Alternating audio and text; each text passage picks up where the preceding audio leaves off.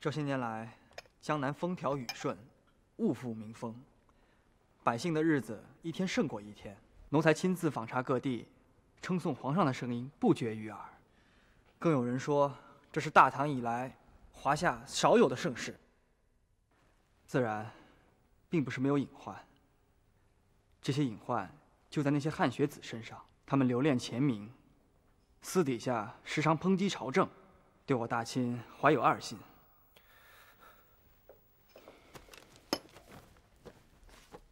皇上，这是奴才拟就的一份名单，必要时不得不杀一儆百，否则难能长治久安。皇上，昨天奴才翻阅史书，很有心得。前朝元猛入主中原的教训，很值得我大清借鉴。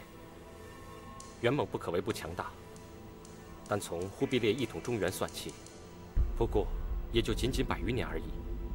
原因就在于，他们不能与汉民族融为一体。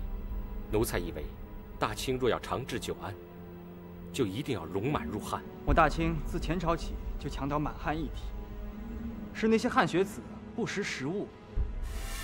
纳兰说的很有道理，以史为镜，可知兴替。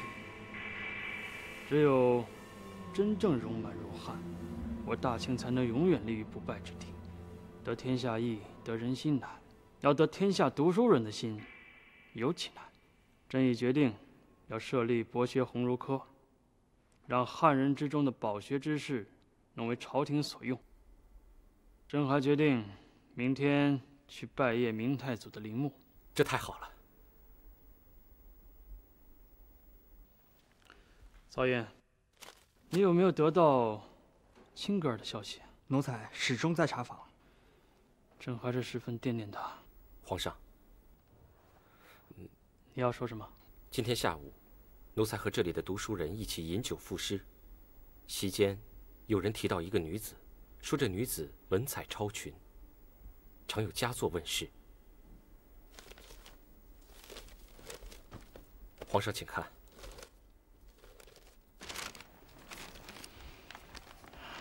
浙江采芙蓉，兰泽多芳草。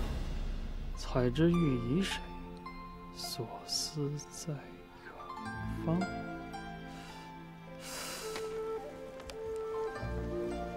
好熟悉的文笔。是，这娟秀的字迹，似曾相识。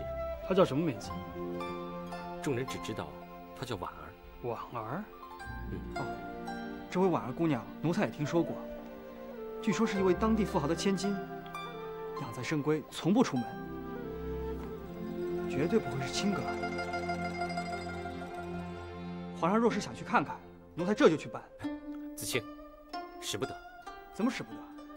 汉人最重礼仪，何况是位姑娘，就是要她来，也最好有个说辞。你们俩速去更衣，朕这就去看看她。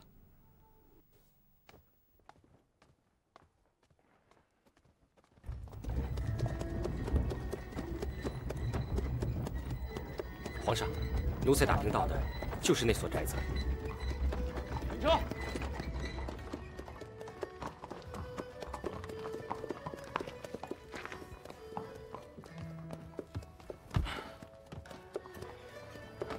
我们走过去。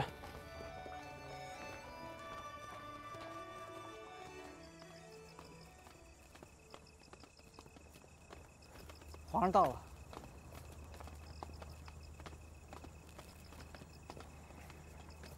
奴才去把门叫开。哎，子清，一看这里就是个书香门第，汉人最讲礼数的，千万不能冲撞人家。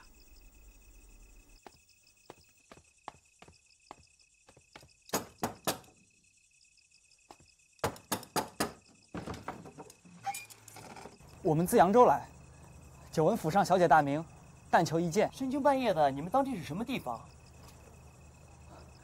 我明天一早就要上路了，所以只好晚上前来讨教了。几位还是请回吧，别说是晚上，就算是白天，我家小姐也从来不见外客了。别，一点小小的意思。银子不当家，这是我们府上的规矩。你，哎，这位门差大哥，你家小姐失明在外，我们是诚心诚意前来切磋的。啊，这样吧，这扇面上有我新写下的一首小诗。门差大哥拿进去，请你家小姐指教一二，我们在外面等着就是了。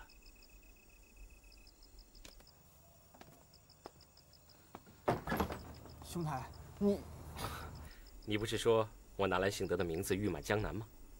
文人相惜，也许这位小姐真能破例一见呢。我看未必。皇上，这户人家怪得很，这通神的银子也不管用了。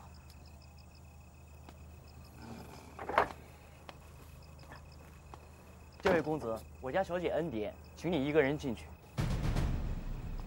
兄台，这怎么行啊？皇上准了，我去就回。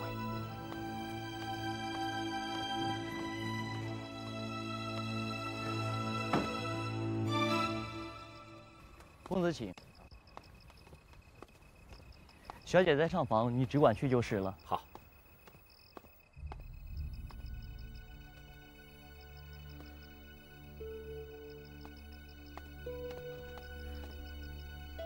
在下纳兰性德，谢小姐赐见。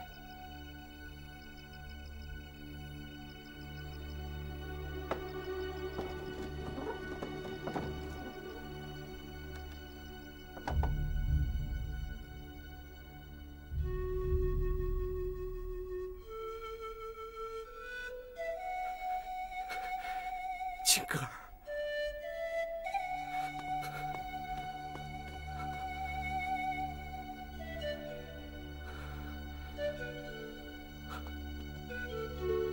果然是你，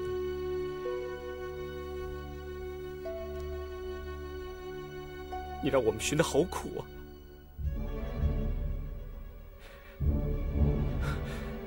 你什么时候到的这里？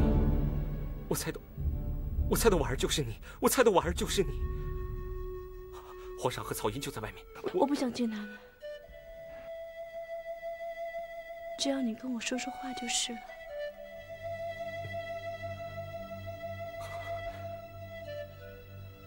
10年，我们都老了。不，你还是当年的光彩。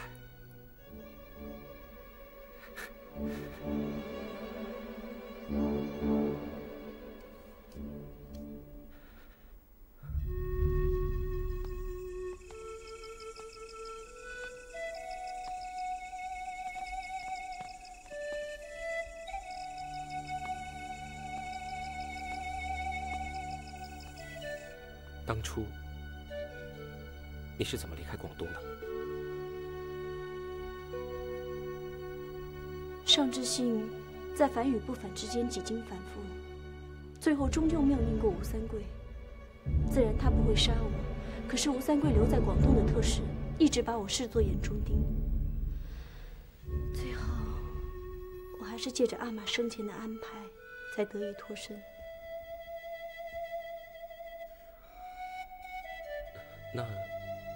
那这里是我生父当年的一位挚友，也是前明的一位将军。他收留了我，到了江宁之后，我就改名叫了沈婉。沈婉，也就是你们知道的婉儿。真是让你受苦了。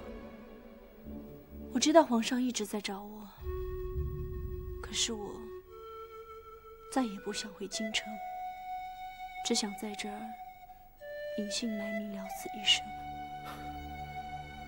这10年来，我无时无刻都在惦念着你。这次能够见面，简直就像在梦里。你娶了一位卢姑娘？你怎么听说的？我对你的一切知道得清清楚楚。如今的纳兰性德已是名满天下的文人。我不但知道你的家世，还知道你那些脍炙人口的好诗词。你都读到了？整日陪着我的，只有你用心写下的这些章句。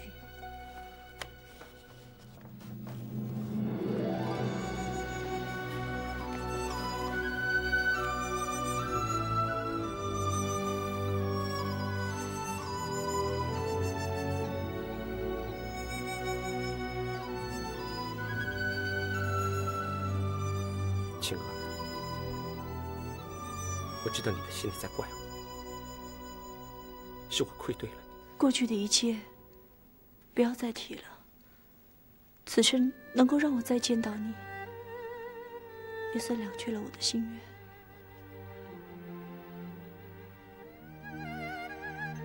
你真的不想再见皇上？皇上也确实真心。我知道，身为一个帝王，做到这一步的确不得不让人心存感激。可是，只要想到他从前做的一切，我的心就像在冰洞里。人不该是可以送来送去的阿猫阿狗，就算他有10000个理由。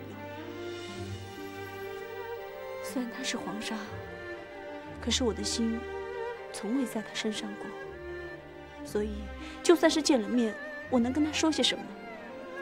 还不如就让他以为我已经不在人世。皇上的聪慧无人可比，也许他已然料到。只要你一口否认，就算他心有疑惑，也无可奈何。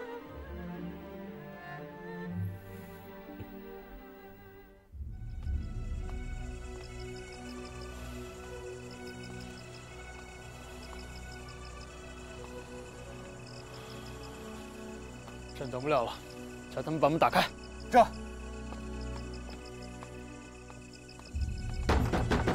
开门！你们想干什么？想干什么？闪开！哎，你们想不想看？这不是你撒野的地方。我们小姐没有话，谁也别想进去。放肆！住手！各位大哥，误会，误会！不要命的东西！皇上受惊了。怎么样？这婉儿不是青阁，不是，的确不是。她是个才女，却是个丑女，不愿见人也有她的道理。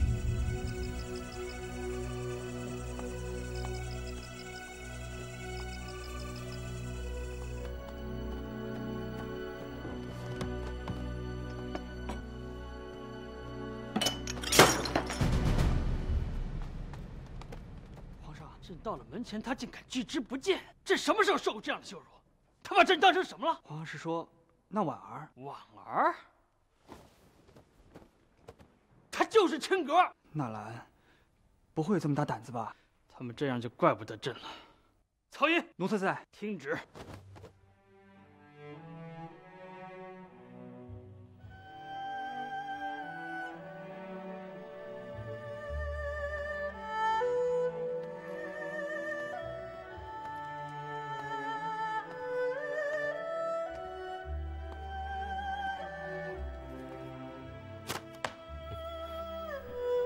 阿玛，阿玛，怎么了？几次请见，都驳回来了。皇上分明是在冷落我。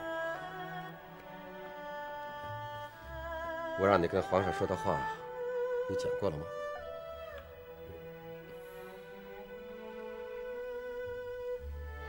自到江南以来，皇上天天召见那些汉人中的名儒。阿玛预感到，这朝廷已不再是满贯的一统天下。你若不瞅准时机，谋个要旨，将来总有一天会后悔的。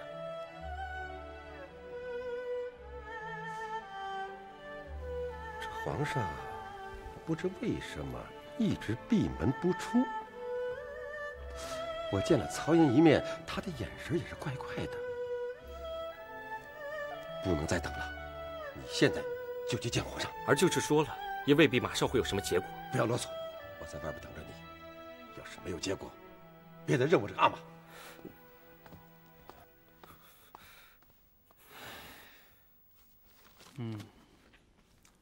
朕很快就要返回京城了。这博学鸿儒科一定要在入秋之前举行。江南是人才荟萃之地，你要多多用心。这。不过，那些不肯入仕为官的前明府儒，晓之以理，动之以情啊！如果说不动他们，朕唯你是问。奴才明白了。江南定，天下定，最要紧的就是这些读书人。你不要以为朕的满汉一体是一句空话，这是定国安邦之大策。皇上，纳兰公子觐见。叫。这。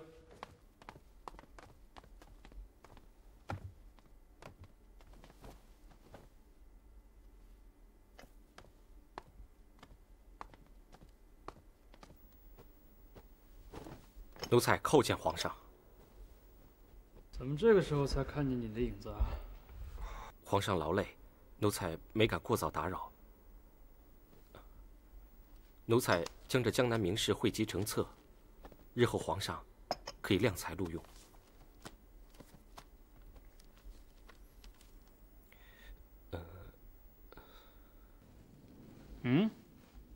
你还要说什么？奴才在这南巡路上自省。自省？你纳兰性德也有自省的时候啊。皇上责备的对，奴才读书成癖，养成了清傲的拗脾气。回想起来，对皇上常有不敬。你今天怎么想起对朕说这个了？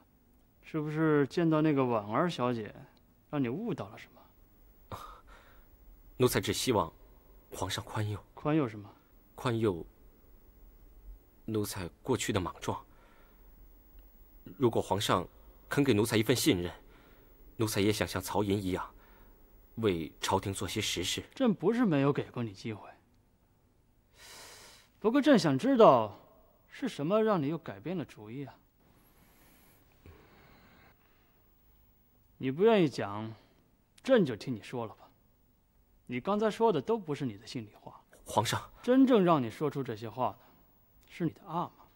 索额图辞官之后，朕就看出他惶惶不可终日。是啊，索额图是皇后的叔父，又有太皇太后的支持，最后也要落个辞官避祸。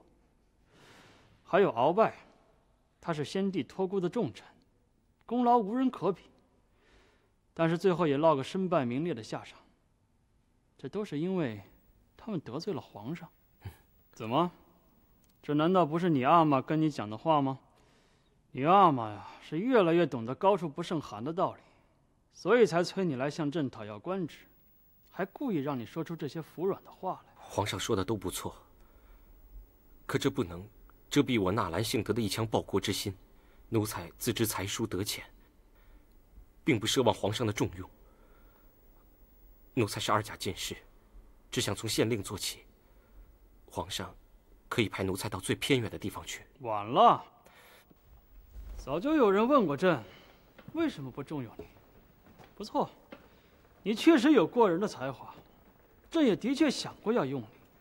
不过这不怪朕，是你自己一次次为了你心中的女人耽误了你的前程。汉人有句话叫做“此一时，彼一时”，还有一句话叫做“机不可失，时不再来”。现在朕的身边是人才济济啊，即将要开的博学鸿儒科又将会给朕带来数不清的可用之才。你纳兰性德还觉得你有过去的光彩吗？不过你啊，也并非是一无是处。记得你对朕说过，如果你不在宫里当差，你会埋头书斋，为后世留下几多脍炙人口的章句。这个主意好得很，盛世当有华章。朕自认不在大唐明皇之下，你也当有越居李白之上的雄心吧。皇上，不必再说了。你拒绝过朕3次，朕只回报你1次。不过在朕的心里，还是把你当兄弟的。所以，朕有件极好的礼物要送给你。九公，奴才在。传明珠。这。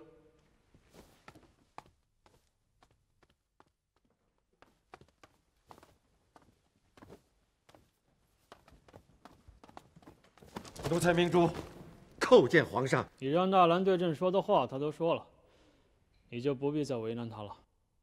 朕要送给你儿子一份礼物，自然这也是你的荣耀。你们2个都起来吧。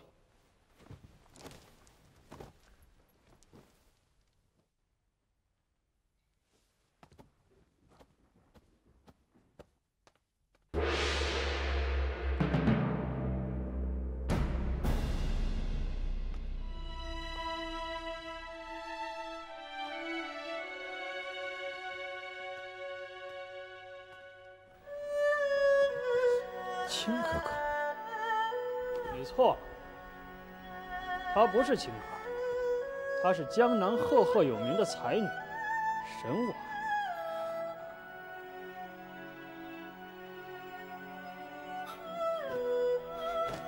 奴才有罪，奴才欺骗了皇上。欺骗了朕，你还敢向朕来讨官职？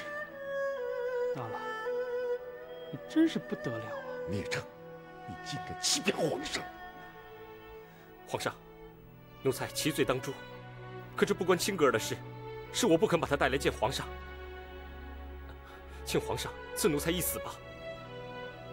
你就那么想死啊？奴才报国无门，就已经成了行尸走肉，现在又欺骗了皇上，更没有活下去的理由。不，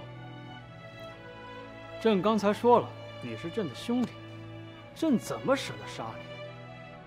况且你还做过朕的臂膀，婉儿就是朕的一件礼物，今天朕就把它送给你。明珠，日后她就是你的儿媳妇。回京之后，明媒正娶，把她接进你的府邸。皇上，奴才已经有了妻室，一妻一妾并不为多啊。可我不能委屈了青格儿。你这是哪里话？你们两情相悦，朕这是成人之美啊！成人之美，皇上不觉得说这句话也晚了吗？你在自省，朕也在自省。当年朕没有成全你们，那现在成全也为时不晚了。不，这是皇上要羞辱他。兄台，你又放肆了！皇上用了10年的时间到处寻找他，难道就是为了成全我纳兰性德吗？庆格尔贵为格格，太皇太后也早已认她为孙女，她怎么能去给奴才做妾？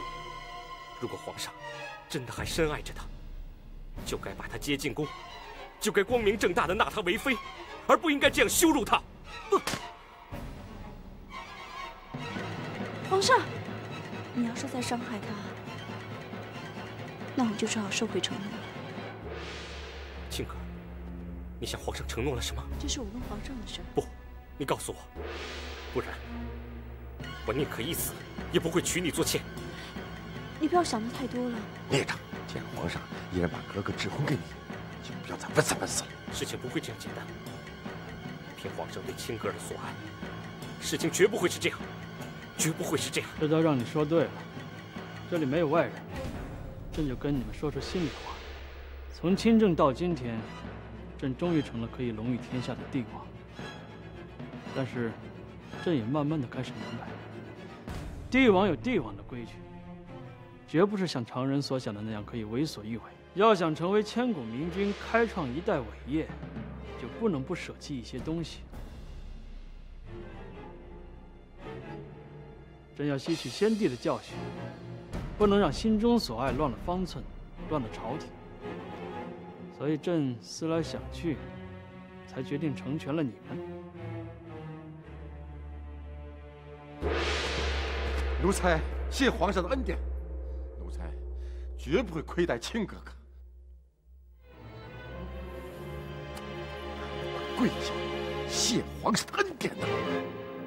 怎么，纳兰性德，朕都把话说白了，你还那么不知趣吗？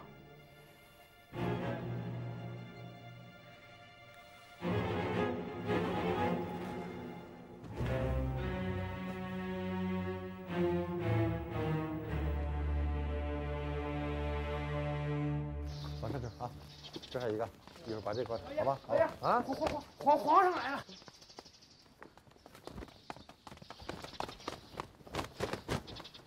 奴才不知皇上驾到，未能远迎。都起来吧。谢皇上。皇上南巡刚刚归来，该好好歇息歇息。你这儿都收拾妥当了吗？妥当了。给朕看看。这里是府里的上院，原本是奴才居住，现在已然修饰一新，用作亲哥哥的住所。奴才还特意请了一名江南大厨，这些年来恐怕亲哥哥吃惯了江南的菜肴。你父子的家眷呢？朕想见见他们。皇上请。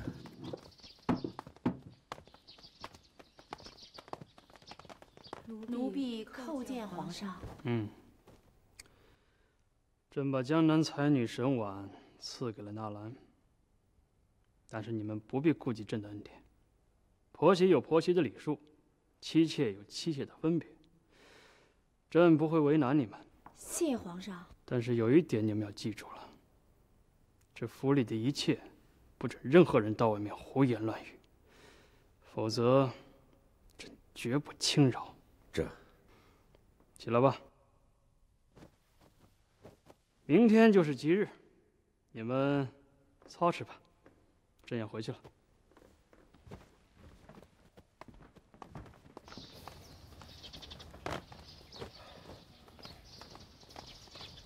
公公，皇上一定有什么心思吧？我这心里老觉得不对劲，还请公公给个指点。指点，奴才能有什么指点？公公说，青儿这尊神，我该怎么供着呀？供着，若是供着，就送不到您的府里了。你们两个嘀咕什么呢？奴才是想问问，以青哥哥的身份，她不是格格，她只是江南的一个女子。是，记住，你大可不必讨好她，你讨好她就是得罪朕，你让她舒心，朕就不会让你舒心。是。你是不是觉得朕太小心眼，太没有气度？朕就是这样小心眼儿，就是这样没气度。明珠生了个好儿子，朕呢错爱了一个小女人，朕就是咽不下这口气。犬子无状，是奴才的罪过。朕这样做，的确也是难为了你。不过你想要什么，朕知道。为了你这份忠心，朕不会亏待你。谢皇上。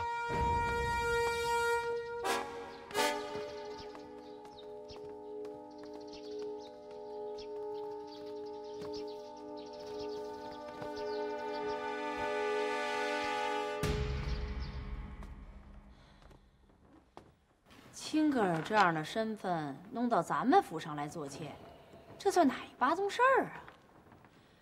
婆媳的礼数说起来容易，可对他怎么拿捏？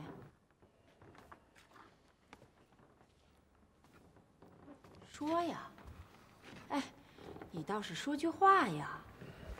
好，我实话跟你说了吧。皇上这么做，就是为了出他心中的一口恶气。他在咱们府上过得越难受，皇上的心里越舒坦。你说什么？你想想看，青儿为了容若，自始至终拒绝了皇上，他能咽得下这口气吗？刚才皇上说了，如果咱们让青儿输了心，他就不会让咱们输了心。你还不明白吗？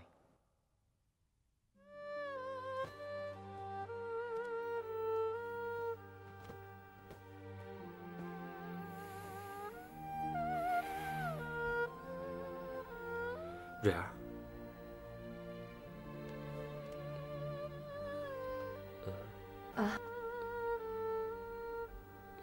没事了。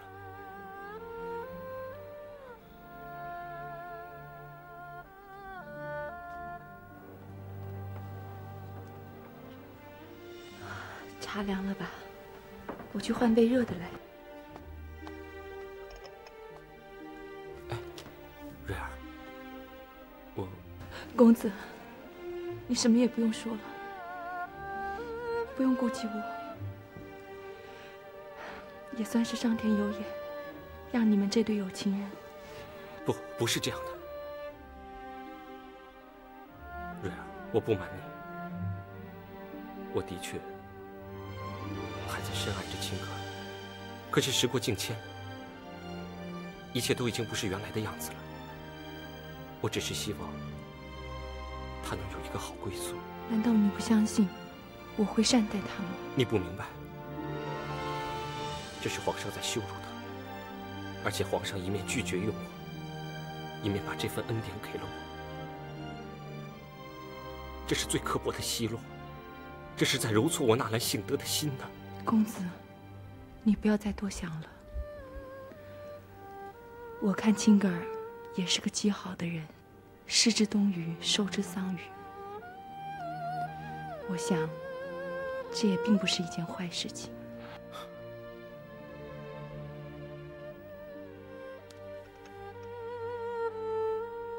难得你这样劝我。这些年，虽说我们相敬如宾，可是我知道，我是冷落你了。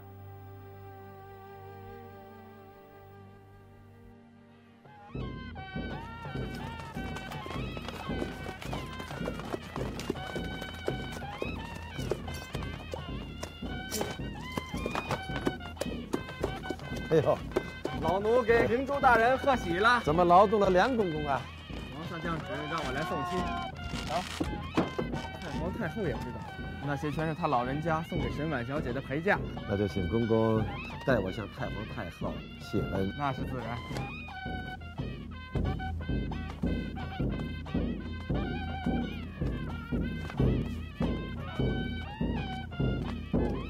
明大人，那两位嬷嬷是皇上特意派来侍候沈婉小姐。好，谢皇上。吉时到了，纳兰公子就赶快迎娶新人吧。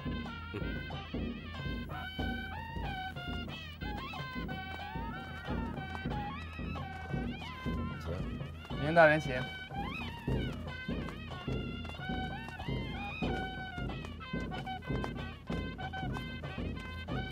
月儿，你放心，虽然他进了门，额娘也不准许容若亏待了你。月儿知道，公子心里也苦。额娘，您千万不要再为难他了。别说是现在，就是10年前，我也不赞成这门子婚事。老夫人来了来了。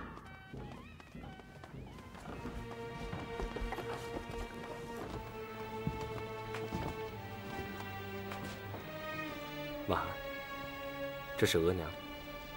婉儿拜见额娘。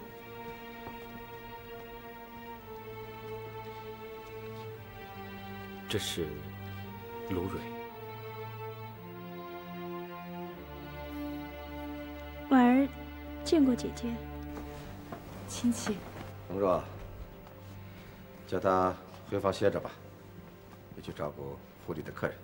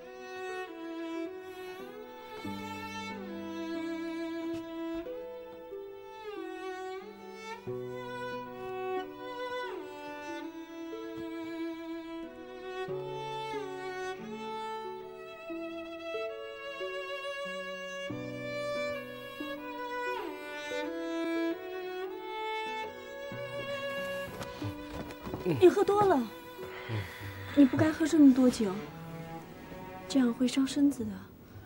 累了一天，快坐下歇歇。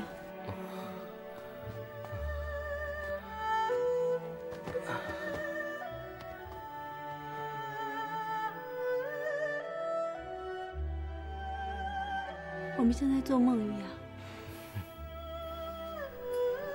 只是这个梦太长了，整整做了10年。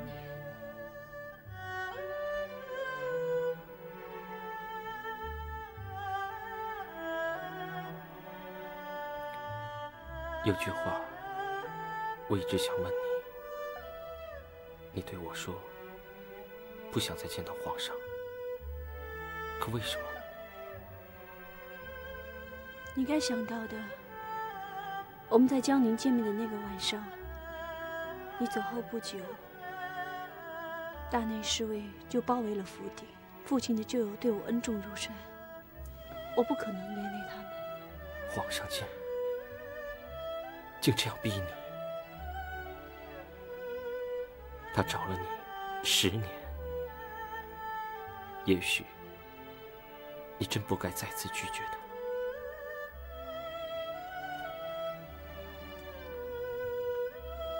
你真是这么想的？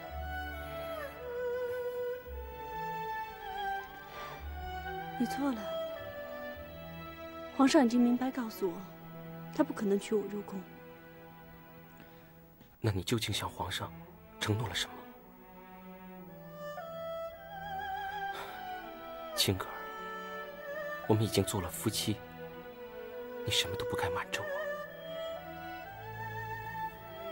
就我的本心，我本不想打扰你平静的生活，因为我知道，过去的已经过去了。我只希望把对你的这份感情藏在心底，只是没有想到天不由人。我明白了，皇上用我的命来逼你走进这个家，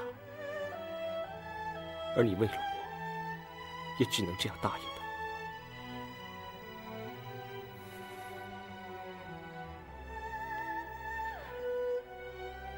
真没有想到，我让你受了这样大的委屈。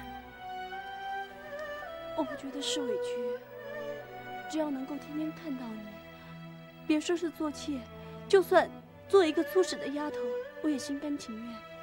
只盼你不要因为这件事觉得内心不安。我不希望因为我再让你受苦。你真是这样想的？嗯。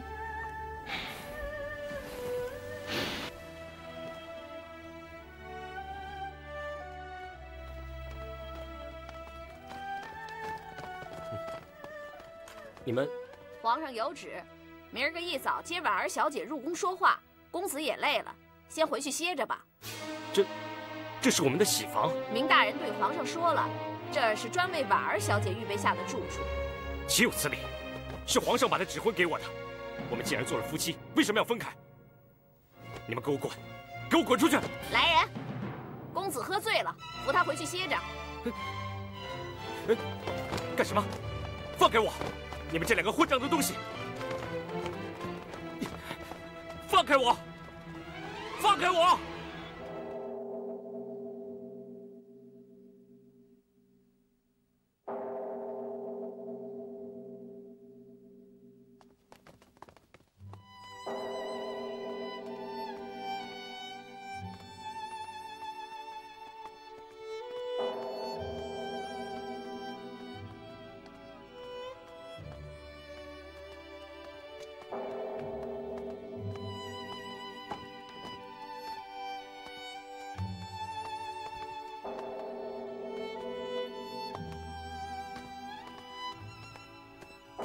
请。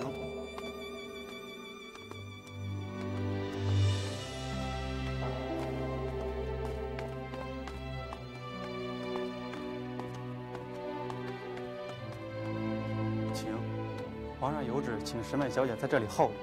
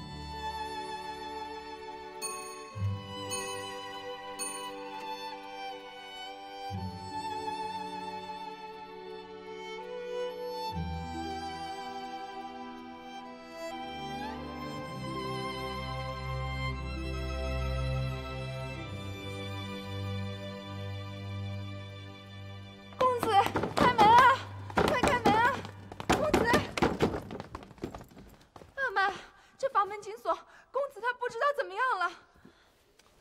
把门撞开。是。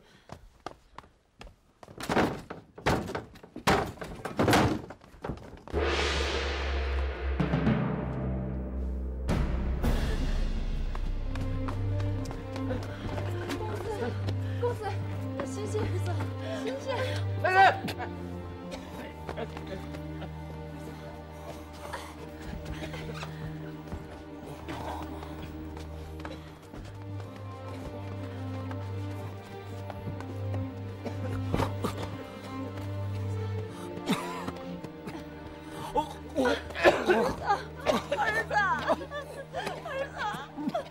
哭什么？快去请郎中来！是。儿子。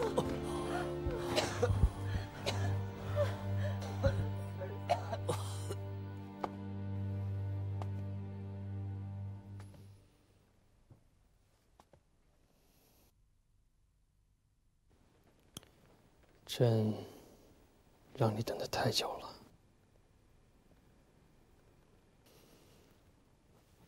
来。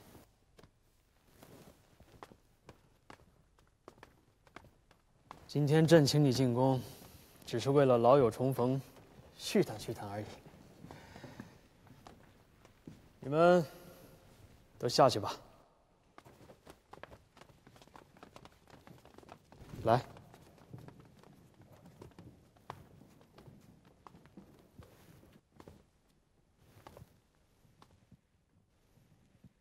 过来呀。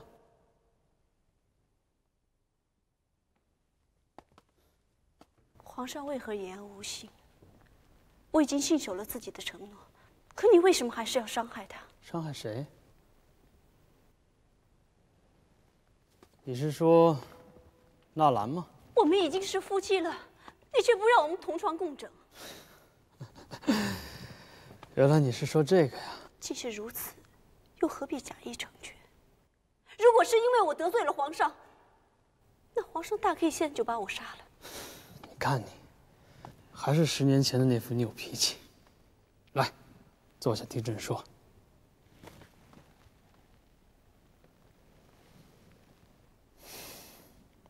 10年了，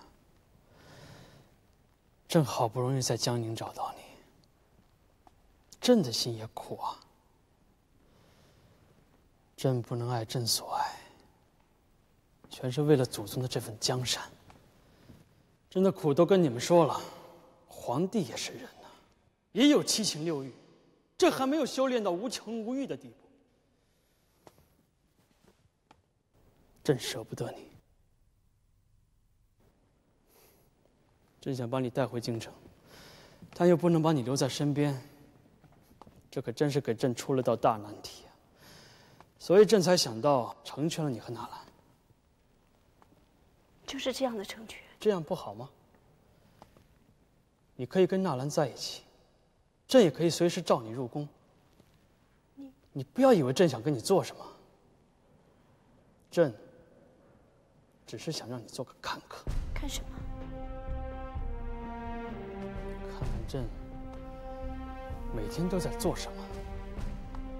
也许有你在朕身边，朕会变得更加勤勉，更加贤明。因为朕想让你知道，朕是天下最伟大的帝王，也是最伟大的男人。可是皇上不要忘了，一个伟大的帝王，一个伟大的男人，首先应该有一颗悲天悯人的仁爱之心。朕明白你的意思。你又说到了纳兰。朝廷上下有目共睹，他对皇上忠心耿耿。可是朝廷上下没有一个人敢像他一样无视朕的威严。他一次次对朕大不敬，朕都一次次宽恕了他。难道朕做的还不够吗？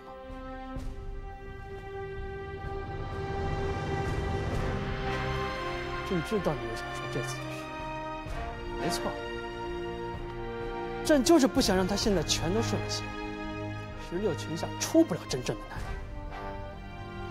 朕要让他好好想一想，让他把这一切都想明白。或许以后真的有一天，纳兰性德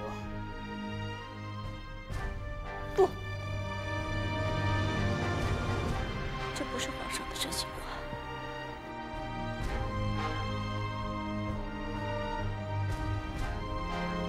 这是朕的心里话，不过朕还没有把话说完。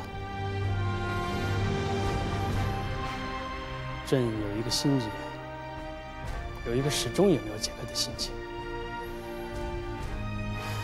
朕能征服天下，能征服千千万万的汉人的心，怎么就征服不了一个纳兰性德？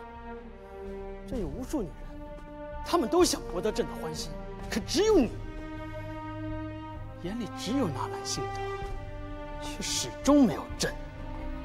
这一点，朕也不明白。我能回答皇上吗？朕早就想知道，朕到底哪点不如他？到底哪点不如一个只会咬文嚼字的书生？纳兰公子无法和皇上相比，一个是高高在上的帝王，一个是俯首在下的奴才。可是他最可敬的地方就在于，他有一颗真纯之心，忠君而不媚君，宁可犯着傲上的罪名，也不肯阿谀奉承做违心的事情。他是真情为人间圣母，是坦诚为生女。这样的男人，是最值得真爱的男人。难道朕就不真诚不坦诚吗？是的，因为你是皇上。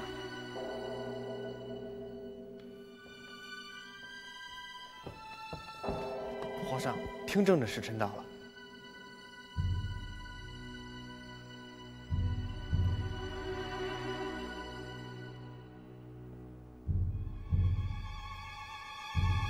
送他回去吧。这。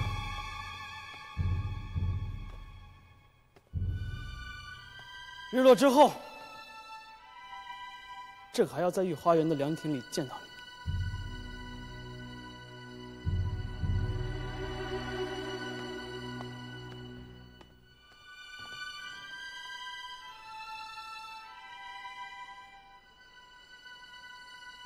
小姐，小姐，老爷说公子病重，不让您去见他。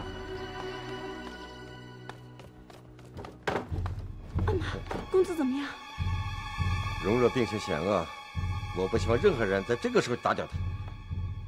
我沈婉是他名正言顺的妻子，我理应去照看他。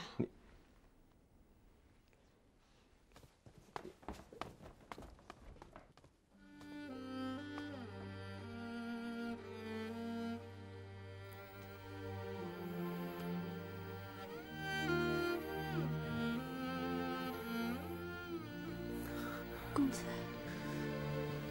哎，别动。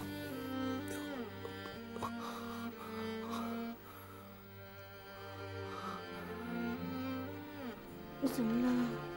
怎么突然病得这么重？青歌儿，是我连累了你。我不许你这么说。皇上，皇上没有对我怎么样，他只是让我去做一个看客而已。我明白了。公子，你一定要尽快好起来，千万不能倒下去。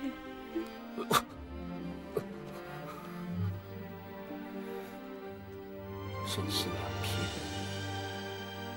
我若是去了，也许对你我都是个解脱。嘘，我不准你这么想。你不会有事的，你要尽快好起来，相信我。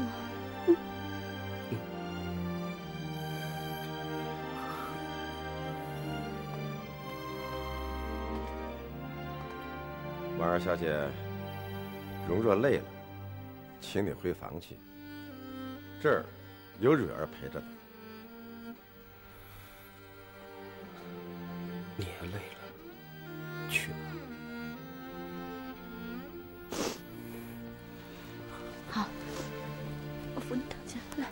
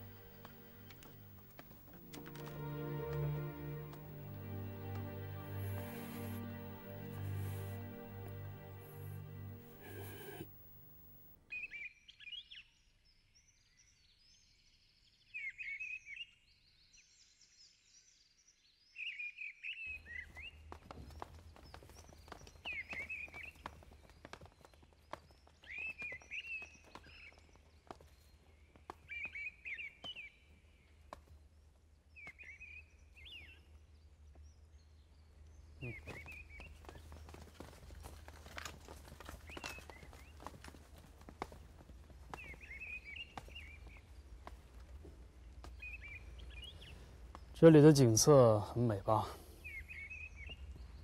日月轮回，盛景常在，好与不好都在人心而已。这句话朕不大赞同。虽说日月轮回往来反复，但是对于朕来说，每一天都是新的。朕总觉得有干不完的事情。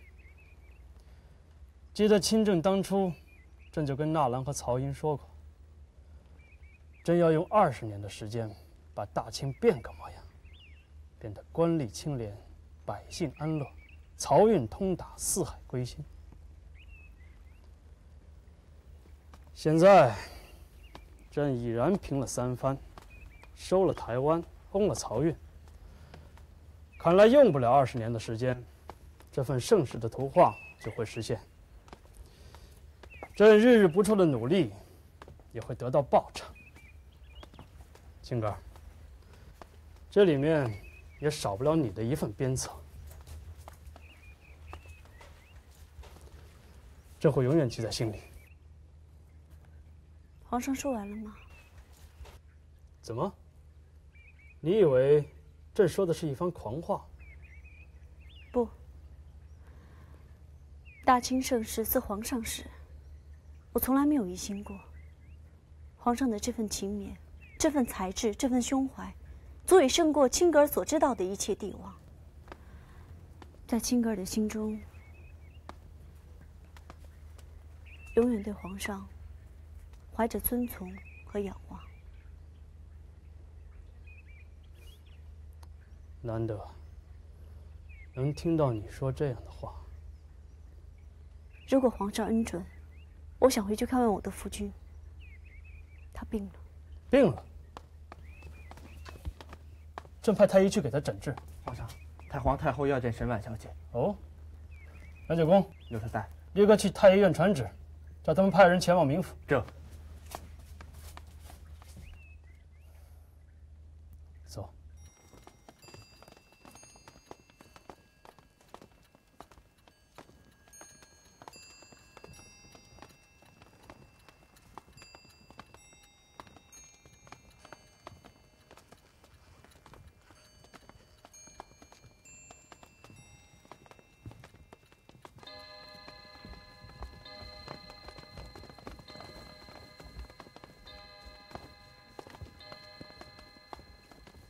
花奶，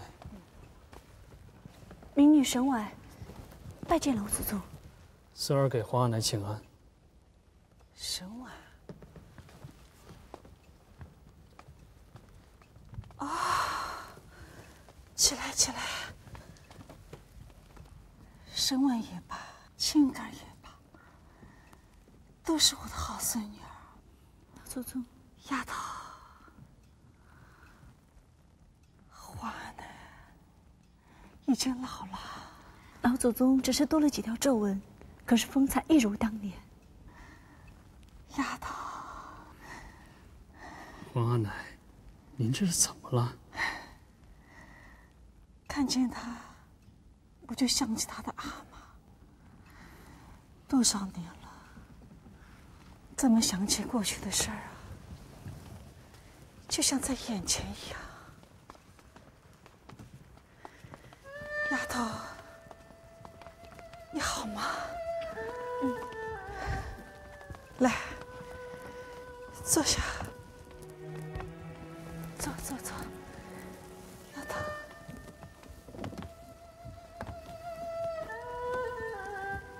听说皇上成全了你和纳兰。你们这些小辈儿的事儿啊，都在我的眼里。想当初咱们的皇上心啊，都在你的身上，好一阵子闹得非你不娶呢。可是不行啊，谁让咱们是皇家呢？那时候他还小，现在大了，也就都明白了。我也知道你喜欢纳兰那孩子，他有人品，有才华，是个好男儿。可惜，他先娶了卢家的姑娘，心里头觉得委屈了吧？什么十全十美、万事如意，那都是些吉祥话。人这一辈子啊，8、9不如意，可又能怎么着呢？把心胸放得开阔一些，只要守着一个善字，善对别人，善对自己，就能舒舒坦坦的过。到了离世那天啊，也能闭上了眼睛。皇上啊，我说的话对不对啊？对。丫头啊，不管怎么说，有情人结成了眷属，那就是个好事。我对你的阿玛也算是有个交代了啊。谢谢老祖宗。哦，你刚从江南回来，皇上的口碑怎么样啊？很好，百姓安居乐业，处处都是盛世之象。我就是说嘛，咱们的皇上会是个好皇上。我早就在他身上看到太祖太宗的影子了。咱们的大清朝会有一代流芳千古的盛世。青根儿，你信不信啊？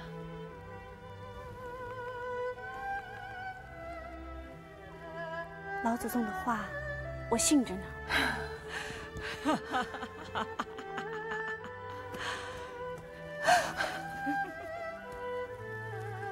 好好好。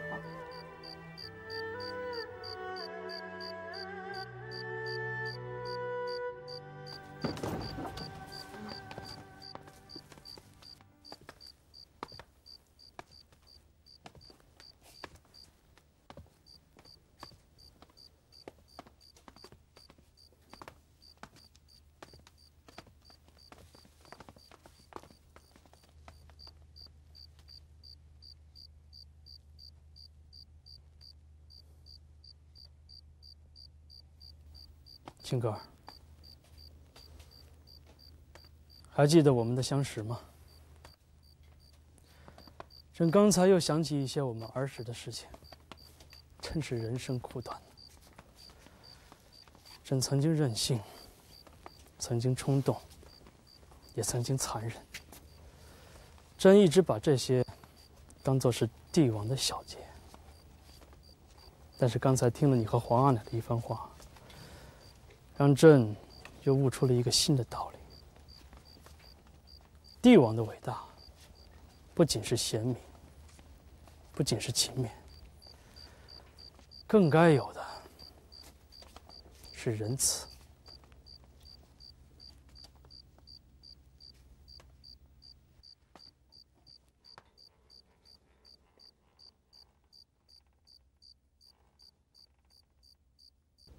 今天是你从江南回来第一次进宫，也是你最后一次进宫。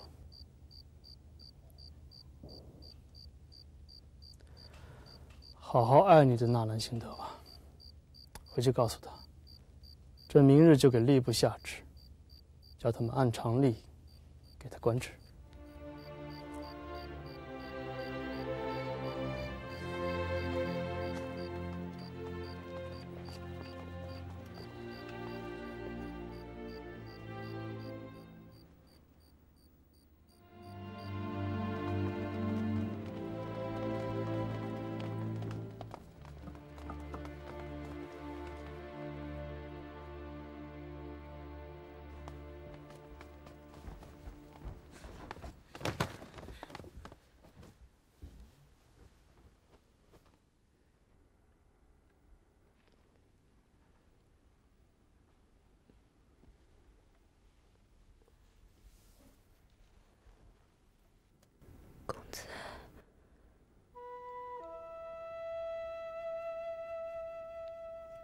公子，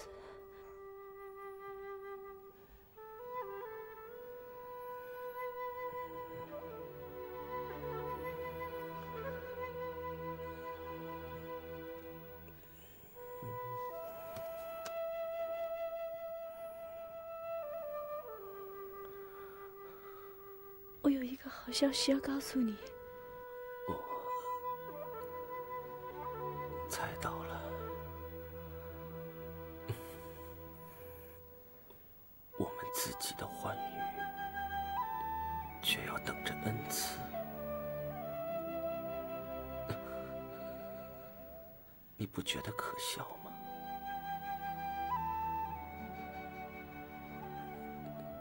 这是我纳兰性德的无能啊！公子，你不要这样说，不是你的错。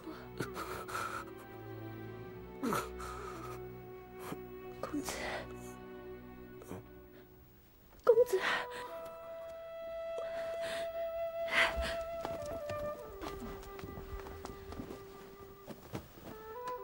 叶老师告诉我，公子的伤势到底有没有大碍？哎，药力无法回天了。不过，公子若挺得过今天，也许一切都会有转机。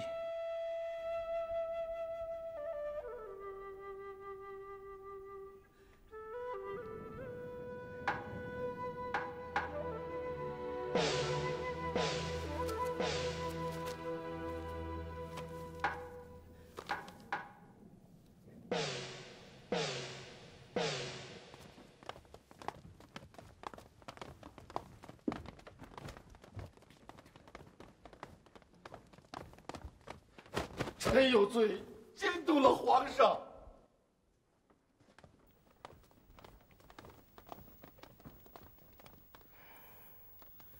公子，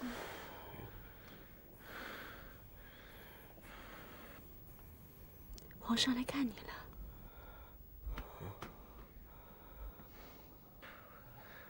皇上，纳兰。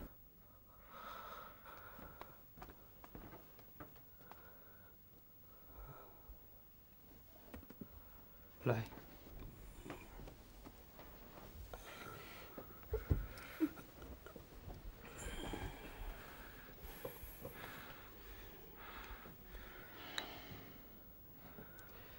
你要安心静养。皇上，不必了。奴才只是有几句话说给皇上听。你讲。大限将至，悲喜交集，细想来，奴才这一辈子最大的福分，莫过于结识了皇上，而最大的不幸，也正在于此。我身为奴才，却从不想做奴才，心里一直在和皇上争高低。这高低不是君臣名位，而是为人的心智。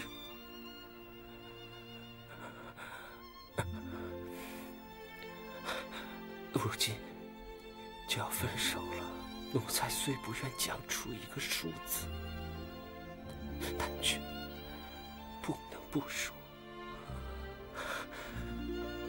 我以皇上为荣，因为此生陪伴的是一位能够恩泽天下的圣君。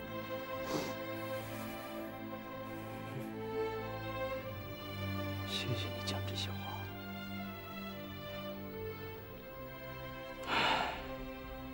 朕这一辈子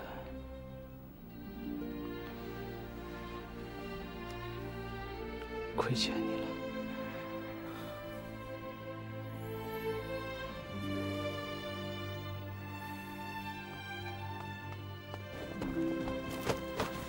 奴才叩见皇上。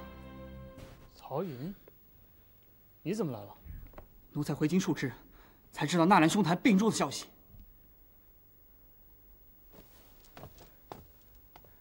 子清，兄台，没想到我们还能见面，真怀念我们少年时在一起的日子。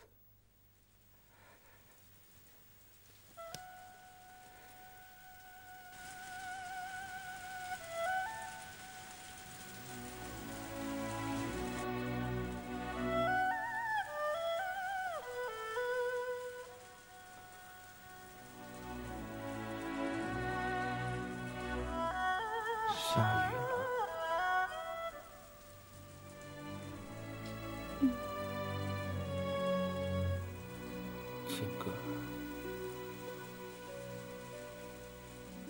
帮我把床推开。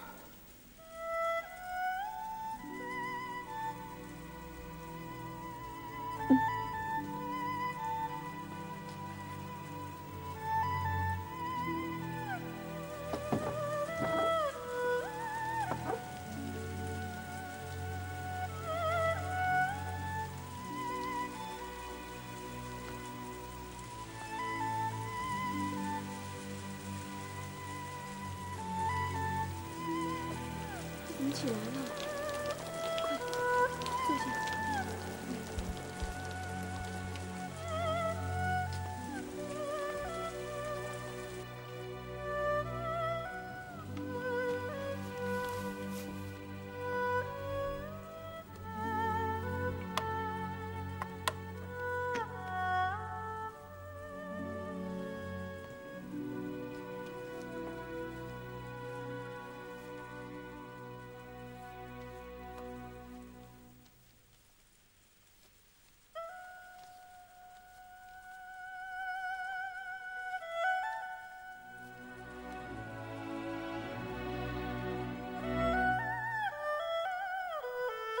而今才到当时心绪凄迷，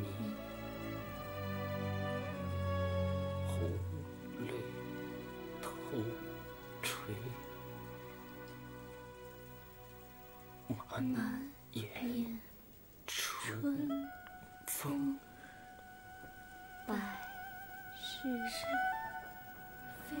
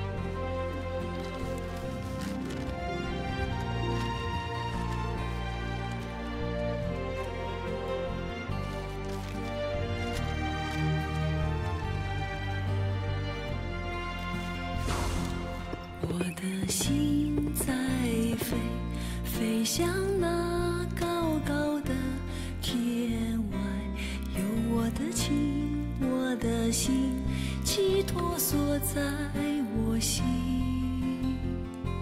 轻轻地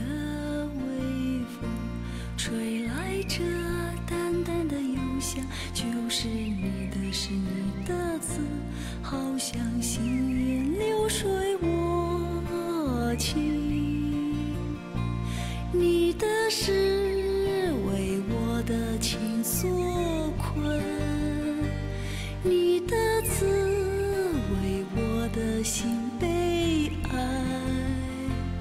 原谅我，只能用这冷酷面对你，心里别再1万次呼喊。我的心在飞，飞向那高高的天外，有我的情，我的心寄托锁在我心。轻轻的微风吹来这淡淡的忧伤，就是你的话，你的歌，好像行云流水我情。我的诗为你的情所困，我的字为你的心悲哀。原谅我，只能用这冷酷面对你，心里边再1万次呼喊。